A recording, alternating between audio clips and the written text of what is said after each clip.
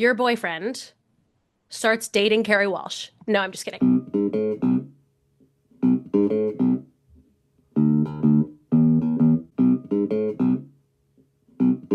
Welcome to Court Captains, a volleyball podcast. Where we talk all things Pro Volleyball Federation. I'm Kelly. I'm Nikki. I'm Ian. And today we're talking the second week of season 2, and maybe a little bit of news. I don't know. We'll see. Just a little bit.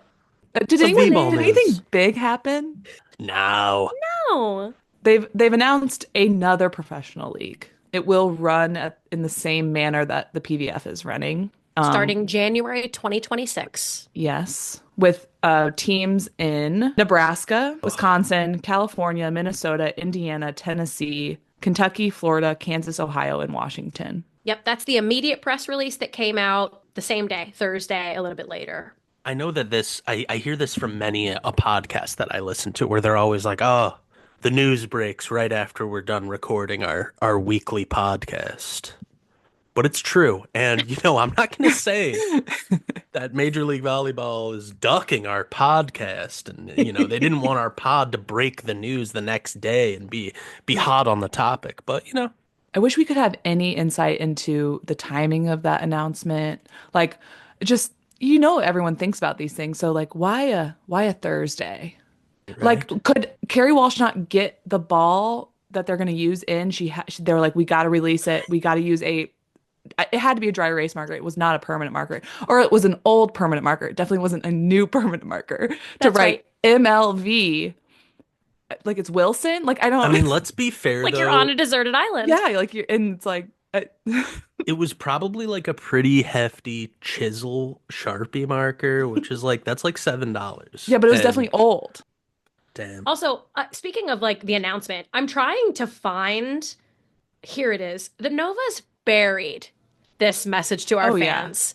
It's only also PVF did too. Like it's only But Nova's on. posted more shit since Thursday. That I know they had 2 games. They posted more shit since Thursday than I feel like they ever have in a weekend. I had to scroll forever to find it. Here it is. This is what a lot of us saw first, I think. Yeah. People were going, what? What are they talking about? Because it says, a message to our fans. Dear Nova's Nation, today marks the beginning of something truly special. Every decision we make is rooted in our purpose to create generational impact and our mission to strengthen the bond between our players and the amazing fans who make it all possible. That's just the first paragraph out of 3. Your unwavering support inspires us to dream bigger, work harder, and build something truly unforgettable. Together, we'll continue to enrich lives in our community and provide a world-class experience for our players. Thank you for being the greatest fans in the world. Last Friday was another historic milestone, and we'll keep reaching new heights together. We're proud and excited to have you by our side on this journey. Is that coming from the White House? What? It was no information at all.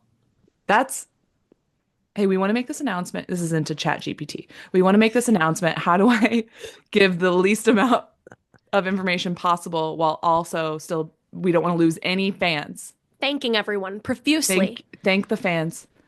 A lot of people in these comments were like, did I miss something? What happened? Are they going to tell us what happened?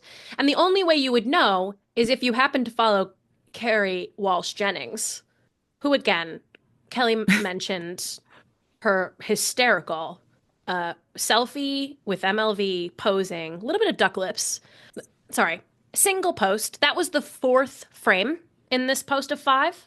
Also, we didn't even bring up the notes app of it all. The Notes app, Kelly. Ian, a Notes app announcement. So Zoomer. If this is the biggest league that has ever happened to this earth, it's as revolutionary as America itself. It's Is major. that what it says? Uh-huh. Jesus It's fucking major. Christ.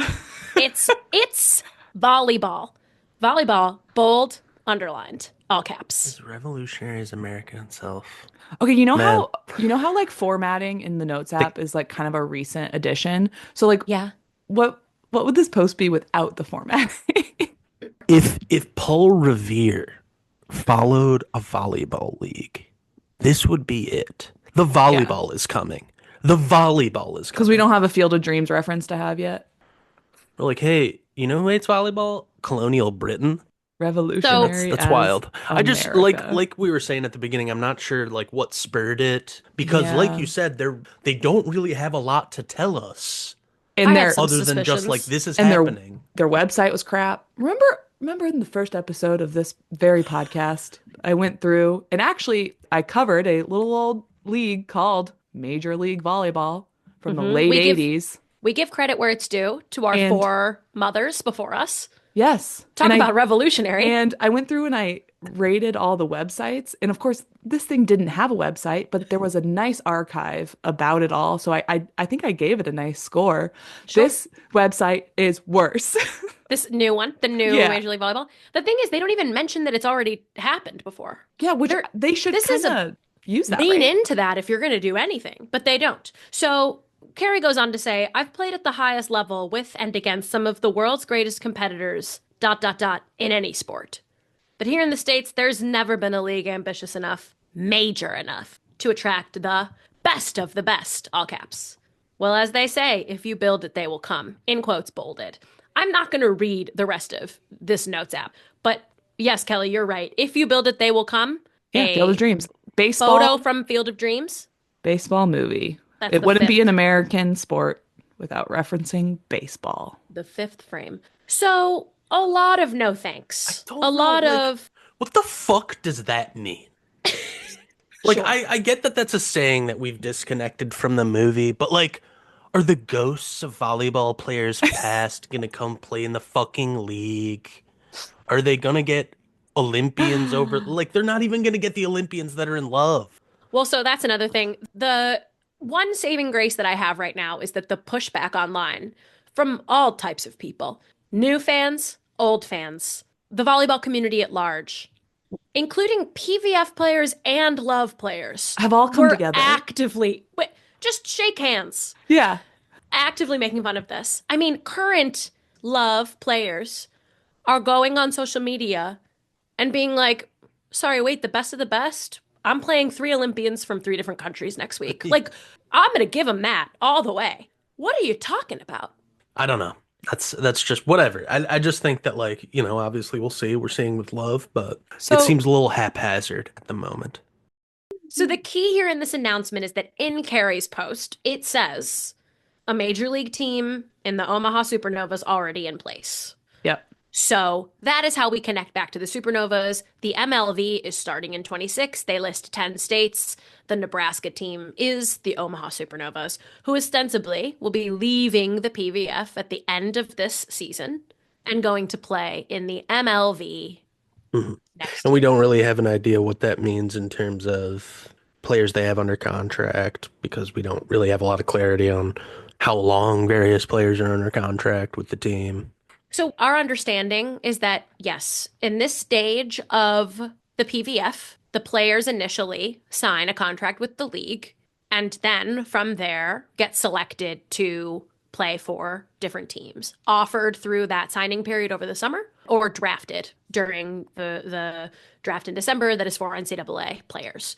So it's our understanding that, first of all, the current Supernovas players, probably most of them, did not know about this much sooner than we did.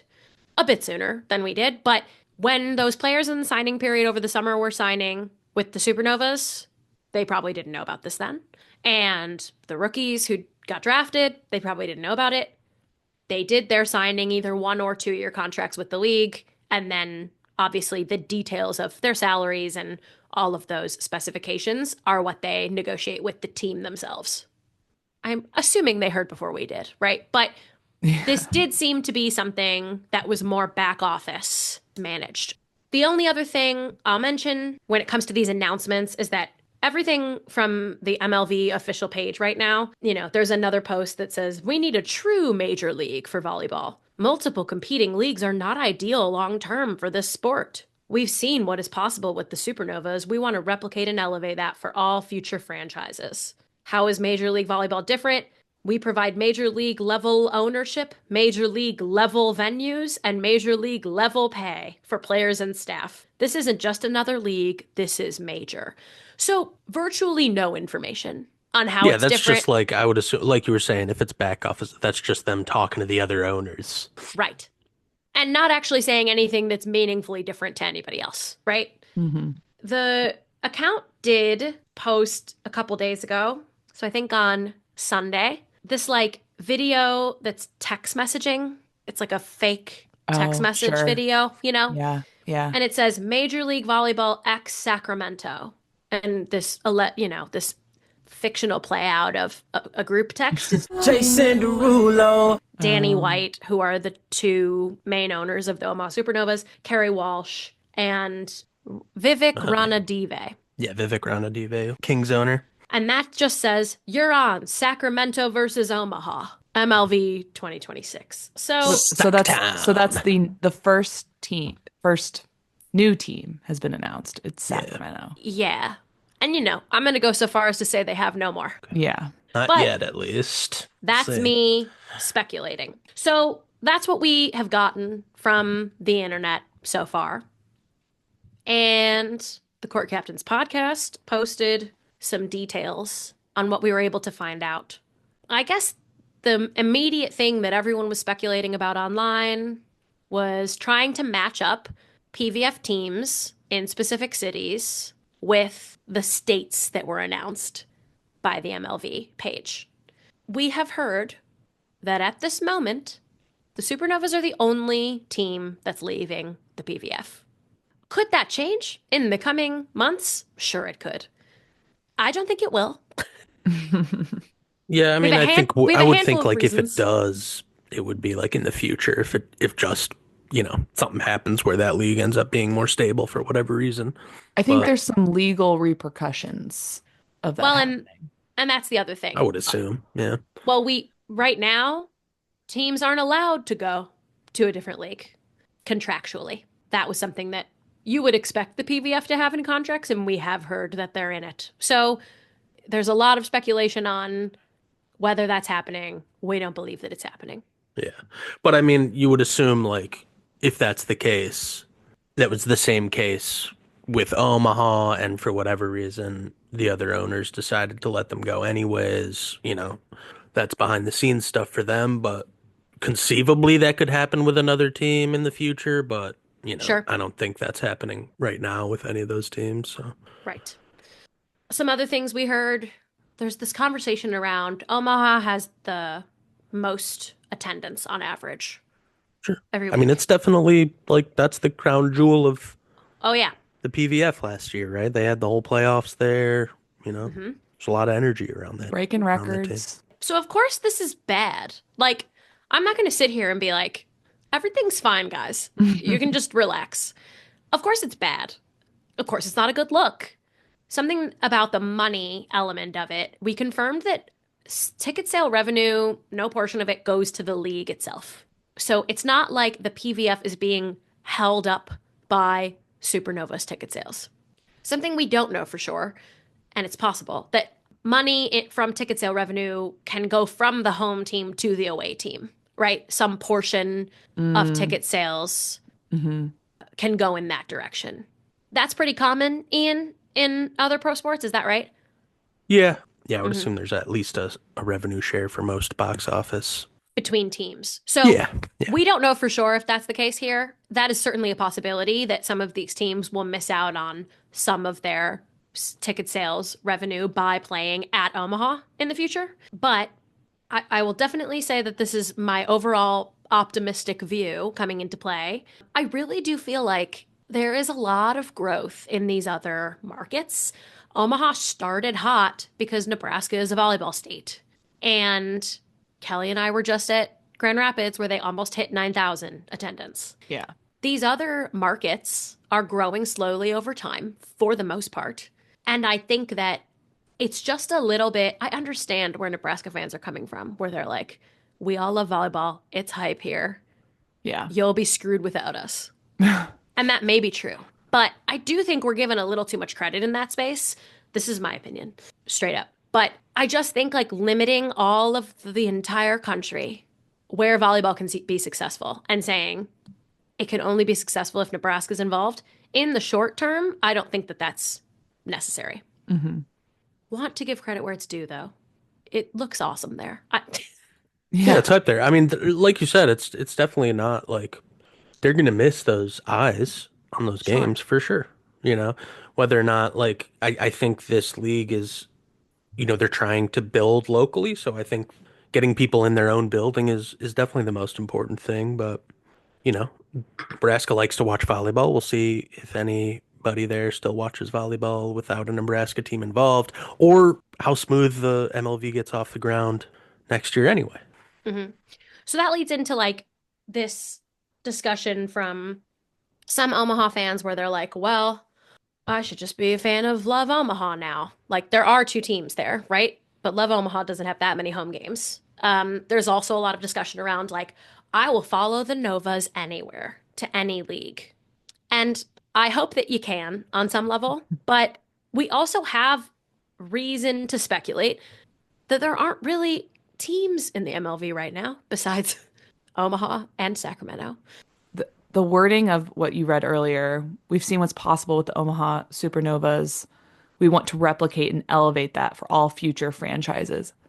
They're just coming for the PVF. They're like, we are going to absorb Yeah, like what and is the, what does that mean? Like Nikki was saying, right? Nebraska is the like hotbed. yeah, Does it mean that like, oh, PVF just they didn't try hard enough to get 50,000 people in the building yeah. in Grand Watch Rapids? watch us. We're gonna do it better. Yeah, like oh, Well, okay, like are you gonna get 50K in Sacramento? it's Is that also happening? saying the reason why the Supernovas are so big is because I got these fans here and Yeah, giving no credit whatsoever to Nebraska loves volleyball and this is special here. yeah, I think that there is a significant risk that a chunk of these current players do not re-sign with them and follow them yeah. based on what we know about that I mean, dynamic. what do you do for like your career security? I mean, obviously, professional sports, especially Exactly. with a new league, you're probably not feeling that secure. Hmm. But like, do you Right. believe what they say that we have all the money, we are going to elevate things? You believe that, or do you stick with PBF? Well, I do and think it's at least a slightly easier in volleyball, given that we've talked about before, like it's so rare even in the huge leagues in Europe to see people sign for more than 2 years. So you not might even find one, some just players one, that, yeah, usually. so you might find some players that are like, well, I'm signing a year contract somewhere else anyway. I might as well just give them a year for whatever check they'll cut me and see how it goes. But Sure. I don't know. We also have seen news or press releases about how Love raised over 160 million in funding for 6 teams. PVF started with 150 million for 7. MLV press releases saying 100 million for 10. Now, I don't understand those numbers. I can't even tell you what it is. Let's do the But monster one is math. more and one is less. Yeah. So Hmm. that said, you could throw more money at any point. What would make me sad is if you take this like the Supernovas, this successful franchise, bring it over, flop, and then what happens to the team? You've Hopefully, dismantled this thing yeah, that was yeah, so special and great. yeah. That would make me really sad. And I suppose that's like the core fear, right? It's like you're breaking up the band. Hmm. Totally. Yeah. And I mean, Carrie Walsh has a pretty bad track record of investments. Do you have a list? Do you want to run through them? Oh, I wish I could. Allegedly. Allegedly. I mean, like, her presence in the PVF is another thing that people are talking about. Yeah, that's weird. How she allegedly was a part of the ownership of Mojo. But maybe that's just a marketing trick and she never There was actually a was. there was We a don't know. rumor. There was a rumor. Some tea. There was a rumor that she was never actually involved in Mojo ownership. So, sounds like some Which that could revenge. also, yeah, that could also, like, that would probably piss me off. If they were Oh like, hey, yeah, do you to If want to you be an like said I owner of was a this part of it, team? And we'll use your name to pump our team for a while. And then like, oh, psych, you're not an owner of the team. right. I'd be like, all right, well, fuck you then. Sure. So I'm not saying that is all went great, but it's not like she was extremely involved, didn't like what was going on, yeah. Yeah, sure. and then dipped. Yeah. She was Honestly, peripherally involved. I mean, it kind of feels like one foot in, one foot out situation, but maybe that's me giving more credit to the league than they're due. Whose feet? Carries. Hmm. Like, I It don't really also want to just kind commit of to feels like, this. yeah, it feels like she is one of the more famous faces of women's volleyball in the US, and like she's spent the last 2 years like making a little bank off that reputation by like whichever league will pay me Hmm. to legitimize their league by being Mm. like, hey, we've got Carrie Walsh Jennings over here. It's like, yeah, Yeah. okay. Toss me that marker. I've got PVF written on the other side of this ball. I'll just flip it It's around, it's write it's MLB on it. pretty old. Is that okay? Yeah. Yeah, it's Oh, fine. okay. All right. Yeah, here you go. It'll look like I hit it a couple times. Well, so we've already talked about a lot of the news and the things. I did mention in my in the Instagram post that we heard that this was for the best.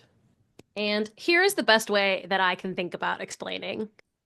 You are in a relationship and you and your boyfriend move in together. And you sign a lease and you're living together. And then 4 months before your lease is up, your boyfriend starts dating someone else and she announces that they're dating. And you say, wait, this was so weird. I was planning to break up with you at the end of our lease anyway. But now you've announced that you're dating somebody else 4 months before our lease is up. It kind of seems like you just wanted to make my life really hard right now, right? And they said, yeah. And then you have to stay living together for 4 whole months. Yeah. It was uncoordinated by all of the parties. Carrie Walsh did that post first. Then the Supernovas came out with their weird, vague thank you. And then press releases started going out. Mm-hmm. No one was talking. People were not talking to each other there. Yeah. Like that. That's where it feels like it's not like, all right, shake hands Mm-hmm. and we'll all Mhm. go on our way. Like Because it they seems would like have it done is that still in very May. much, yeah, vitriolic Mm-hmm. and angry. I think it's at this point for the best for every side of it to move Mhm. on, right? Like maybe not for the best like of the PVF, but for everybody to just be like, all right, this is obviously toxic. Yeah. We just need to separate and part. But like, I think it is a blow. Like it sucks. And now the PVF can't really say anything about this until their season is over. Obviously, there will be plenty more time and info for us to talk about going forward as Sure. more shit comes out or as they announce more teams, and we'll Yep. just have to see how it develops.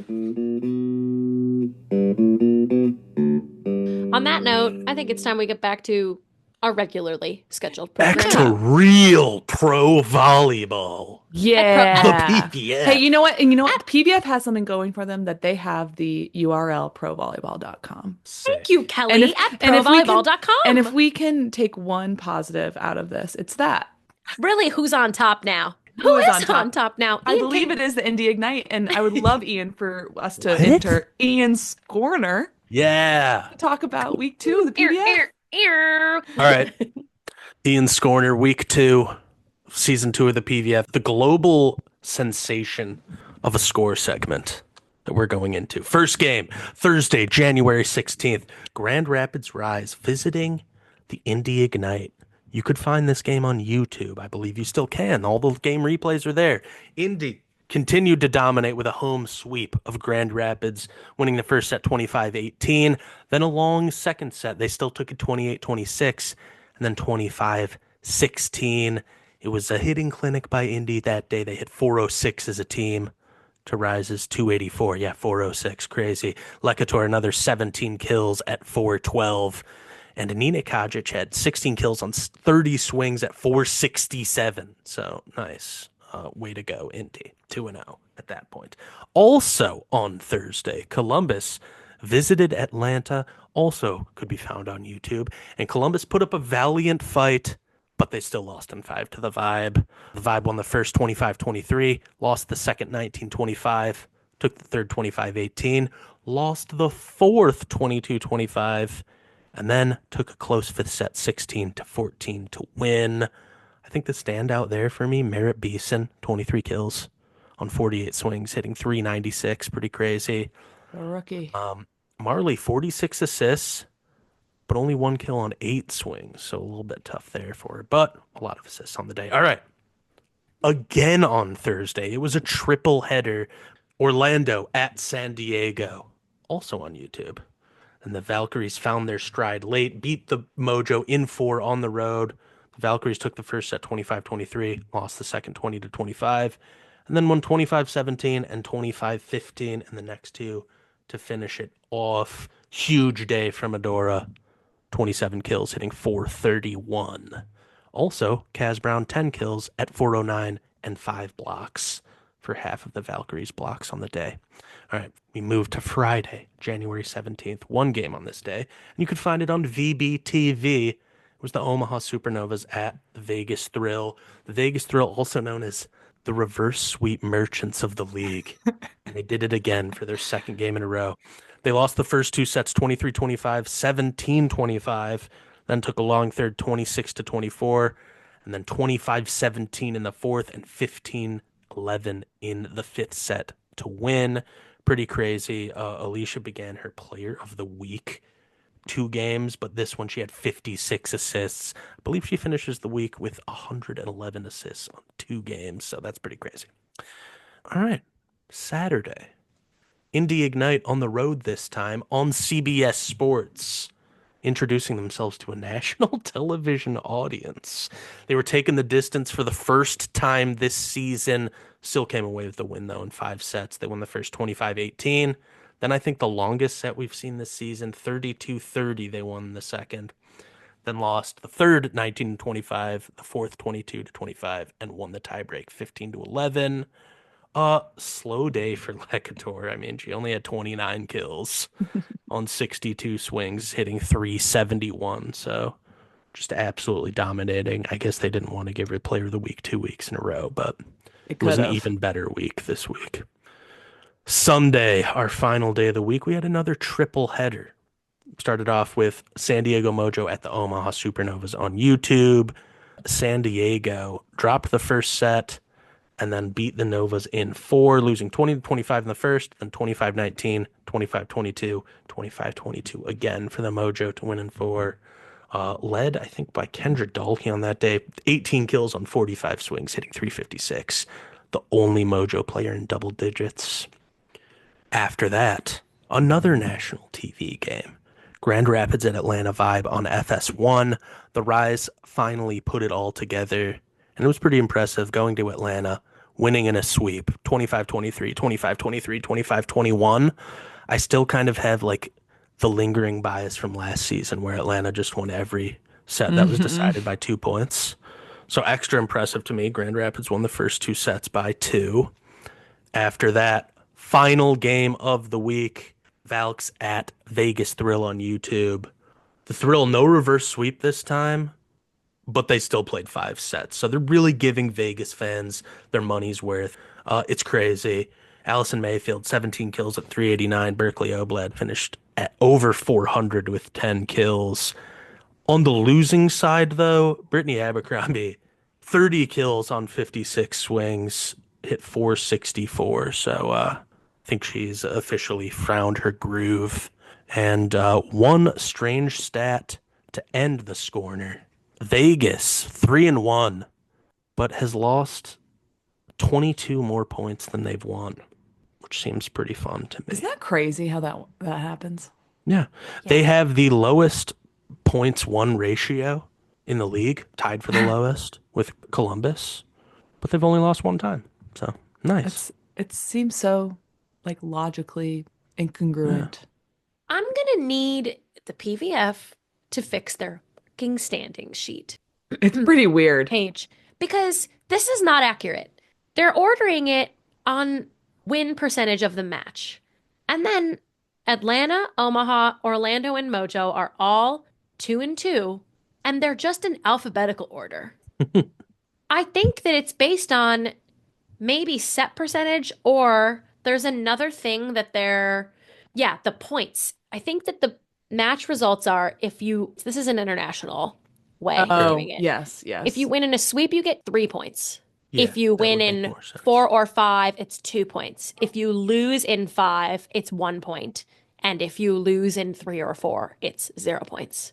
So you're saying there's just no tiebreaker. You want a second sorting column. Yes. And they're just doing it We want a alphabetically. tie-break column. Gotcha. Well, Yeah. because Volleyball World is posting the standings and they're not the same Yeah. as this And again, page. we're data No. professionals. Like, honestly, yeah, it's freaking me out.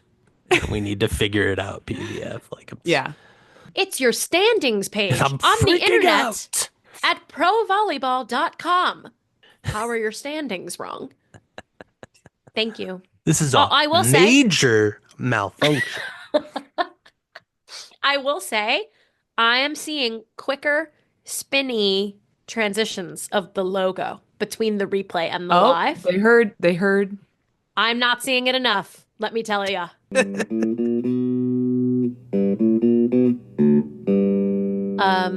Champu got Mhm. hurt. Oh no. I think it was minor, but I did hear there was something happening. So that was With- that switch in that Mojo game they made. I think For it was Hannah. did Shampoo start or no? Yeah, Yeah. that game Yeah. she did. She didn't start the fourth set. She Okay. came out in Well, the and third. then that took us into the next match where Pukas played the whole time, right? Yeah. So we know that a setter can come in.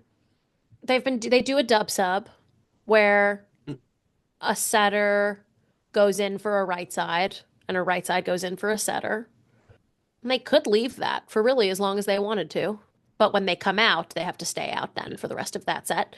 I've seen some teams do that towards the end of the game, if they're losing, especially, to try to get a new energy onto the court. But for the most part, a lot of these teams have some pretty good second setters. We saw Mia Tuaniga's pro debut with Atlanta Vibe. She got put in perhaps it was the third set of their loss to Grand Rapids Rise. A sweep. Can you believe that? That's wild. Grand Rapids loses kind of two matches, gets swept, and then goes and sweeps the Vibe. So Mia Tuniga came in and I thought played really great. And so it seems it wasn't enough for the full team, but it seems like a lot of these coaches are trying different setters either fully or in the dub sub to, especially this early in the season, to see who is meshing with who. Hmm. I guess we haven't really seen that for Mojo, and that's kind of it. I also think we see it a lot. If the setter is in rhythm, but we saw it with Tori last year a lot. They need a bigger block in the front row. We'll see it in that situation. Yep, A which is lot why the more. dub sub helps because Yeah. you're putting a tall right side blocker Yeah. in instead of a setter there, Yeah. Or sometimes, they would not have a setter on the court. which has happened a couple times so far this year and always makes me very nervous. Yeah. It seems very to make fun. them nervous too. Yeah. I think they would want to avoid that where they can. So I know Kelly wants to talk about Omaha. I think that was, they lost both of their games this week. We talk a lot about 2 games in 3 days. Yeah. They had to do that. Plus, their first game was a 5-setter.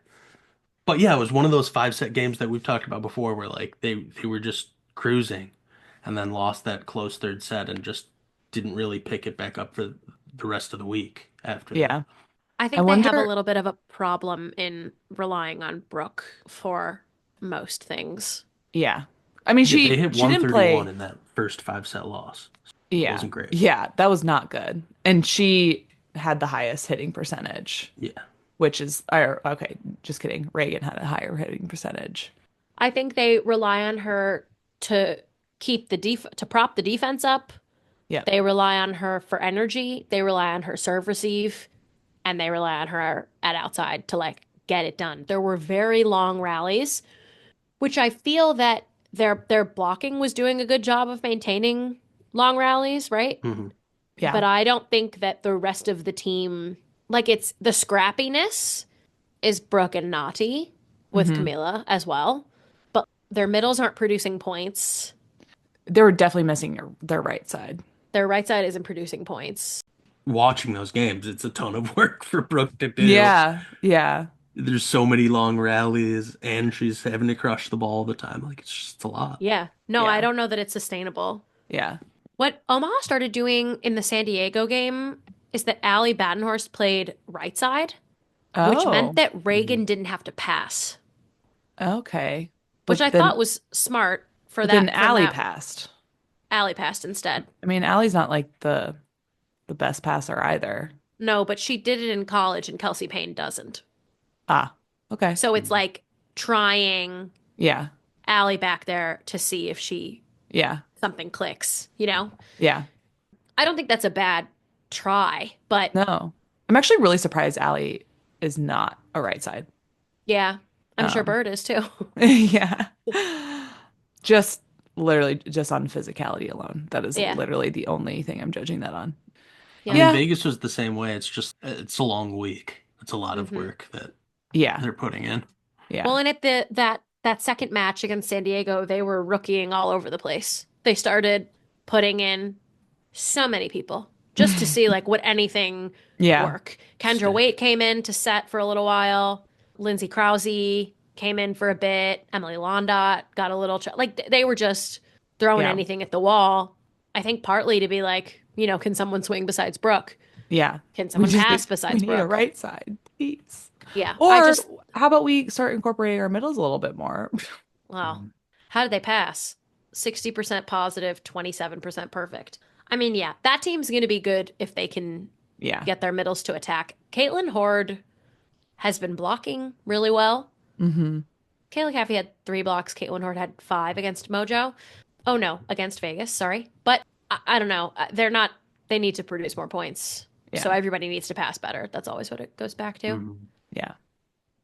One other thing I wanted to ask you guys is I wanted to touch on Columbus. Mm. Still Yeah. waiting for that first win. I know, and they tried really hard this week. Columbus with Yeah, like they two will get 5-set there. losses. It's rough. Heartbreaking. But Yeah. we're Yeah, and seeing in good extra things. points to the Yeah. vibe. Like, yeah, they're playing better. Yeah. Absolutely. Like Jill Gill got her in. Thank God. first game they had against the vibe, Morgan Lewis, they went to her 61 times. Yeah. Holy cow. I tried to say holy cow and holy cannoli, and it went Holy holy cannoli. coal. That's wow. Like that's insane.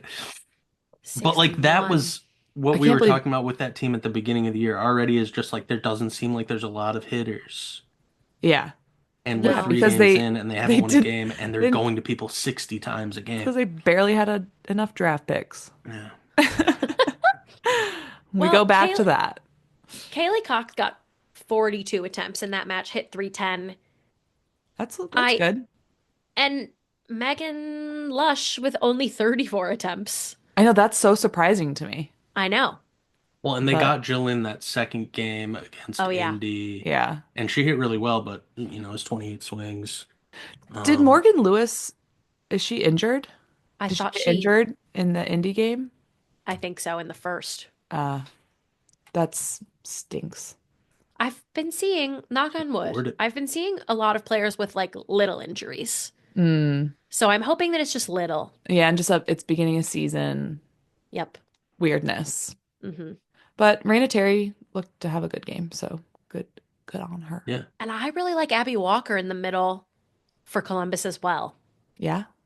25 attempts against Indy, hit 240. I think with the middle, the real like superstar moment there is to hit almost 500. So Yeah. hopefully we'll work up to that. But glad to see Jill Gill in the mix. Yeah. Me too. Early in the week, there was a Blake Moeller game too, where she went 6 of 7 in a game, hitting Oh, solid. 857. See, Woo! that's right. Nice. That's a pro baby. Had an ace in there. Sick. Uh, that's good. And I was just remembering some stats of, Brittany Abercrombie has had 0 missed serves the whole season. Is it the whole Solid. season? I think so, yeah. It's crazy. This is great. I thought it was just one game. In a world of missed serves, she is our Our shining beacon. yeah. No, she's just having a great. I know we put her on our poll. I was actually kind of surprised that Yeah, me too. she was not player of the week, but Alicia was player of the week this week. Filled Yup. up the sheet. 111 The queen. assists. Yeah. The queen. The queen. Oh, just for a little bit of context, I noticed on her jersey, it just says glass. And last year, Mhm. I'm pretty sure it said glass childress. So I went, oh no, oh no. And then the announcers were saying that the jersey maker messed up. She wanted only childress on there. Oh my God, hilarious. That's a terrible mistake to make. I I mean, guess. just get her a new one. What? Yeah. Come on, ship it to her. Yeah. Stat. Along with an apology. I Yeah, don't know. no kidding. Well, Also, speaking of just, Vegas, we're not real. We don't have to talk about Indy. They're obviously still undefeated because, of Yeah. course, they are.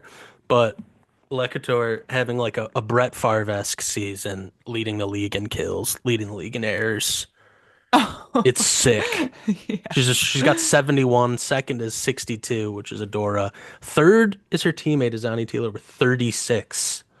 She's got like double of third place in terms of kills. I So mean, I guess when you get the most attempts, you get the cruising. most Yeah. errors and kills. are It's a we not numbers game. worried about those arms falling off though? I'm worried, but she's also ripped, so maybe she's taking precautions. Sure, but it's a long season. Yeah. This is Uh, another team that isn't doing bad on setting middles. Indy's having like some long matches, you know? yeah. But Crawford with 23 attempts, Blake Moeller with 18 against Columbus. Columbus. It's not enough. All Yeah. of these teams need Yeah. I mean, they're really just going Nina Lakator. uh-huh. That's Nina Lecator and Ajani when she's in, right? like a little, yeah. A little? Only a I little?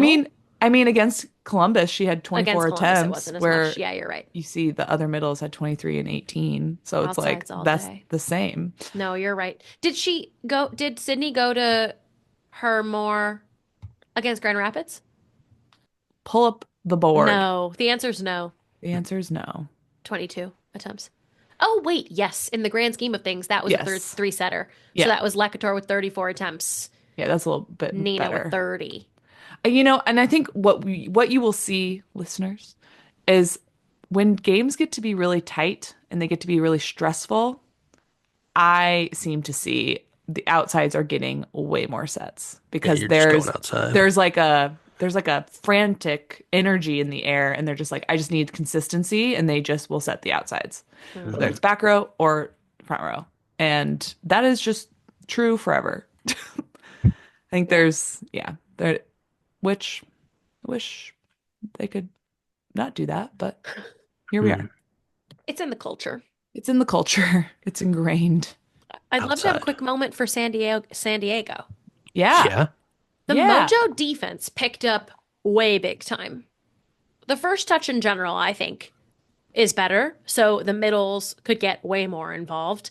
So many good slides. And also, what is it called? A 3, a B, a 31 for a middle, right? Yeah. The ball that isn't right close to the setter, but is in front of the setter, maybe 3-4 feet. Yep. They were running some of those. Daeyoung Lee is really clicking more and more with her hitters. Her energy is great. I think she's a great addition to this team. And I want to say that in the game against Omaha, a couple of very good 2024 Coach of the Year, Taiba, lineup changes that I think made it happen. Started with Kendra Dalkey, who had a day, and Maya Tabrin, but swapped Maya for Janessa Moore. Maya wasn't doing great in the back row, and I felt like was slow on the block. And Janessa came in and like really impressed me. And then Raynell Jones came in the middle for Layla Blackwell. Raynell Jones is always a lovely pop of energy, and got really involved. We saw Lauren Page for the first time on the right side. So like the bench was ready to jump in and get their shit done. And I just love to see it. I thought it was right. I thought all of them did a great job. Yeah. I mean, they hit 356. It was good stuff. Stellar. In Omaha's house. Congrats to them. I That wonder. afternoon game. Well, first off, I think Omaha's maybe just mentally struggling a little bit right now, but that seems to me actually really good scouting, Yeah. I would guess. They also had a good number of blocks, so nice. Go Mojo. Go Mojo, go Mojo, go. That was really just like we I thought- had reactions, and so we did a quick rundown of the gameplay. because, at the top we had a lot to talk about. So, Yeah. okay. Thank you for listening to Court Captains, a volleyball podcast. Please give us 5 stars on Spotify and Apple Podcasts, and like and subscribe on YouTube if you like what you're hearing. Support small podcasts. If you don't like what you're hearing, then please just go ahead and mind your business. Follow us on Instagram at CourtCaptainsPod and email us your questions or comments at courtcaptainspod@gmail.com. And don't forget to be the captain of your own court. Especially It's a now. good reminder. Yeah. In these times. In these unprecedented times. Yeah. Have a good week. Bye. Bye.